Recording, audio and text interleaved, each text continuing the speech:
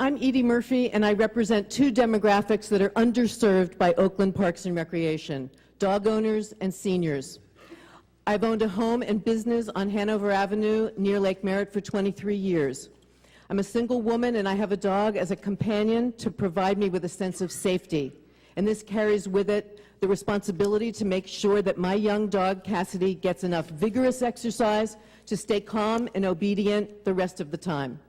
No dogs allowed signs are displayed on 100% of the open park space around the lake, telling me that celebrating diversity is an empty slogan when it comes to people who have dogs. I'm sick of being discriminated against in my neighborhood parks. Yet at or near Lake Merritt, there are 3 children's playgrounds that I know of and over 100 acres of park space. We're being squeezed and crowded out and not being given a fair shot at being a good dog owner in this city. I can't even sit on the grass at Lake Merritt with Cassidy on leash without being punished by an expensive fine. The Oakland Hills trails allow dogs off leash and are good for athletic folks and their dogs.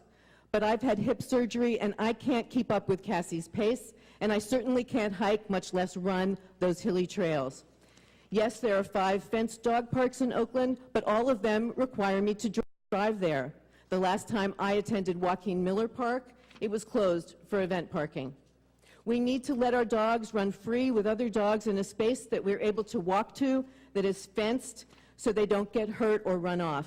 Safe, contained, legal, accessible neighborhood space for people who have dogs is not asking too much.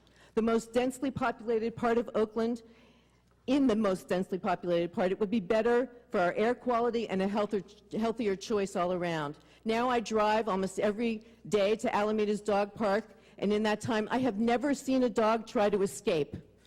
And I have many times seen them reluctant to leave. The vet tech who talked about the injuries did not say that they happened in dog parks. My son, who is now 21, was not into team sports, but he loved to run around with our dog. Like him, I see lots of kids who play actively at the Alameda Dog Park. This should not be framed as a children versus dog conflict. Although there's been ample time, we've not been offered an alternative spot to put a dog park around the lake, and it's unfair to expect us to wait another 10 years in puppy purgatory only to go through this process again and be opposed by some other community group. The parks are financed by everyone's taxes.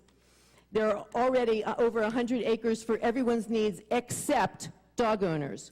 We're only asking for half an acre. In a civil society, we need to be able to say, my needs are not inherently more or less important than yours.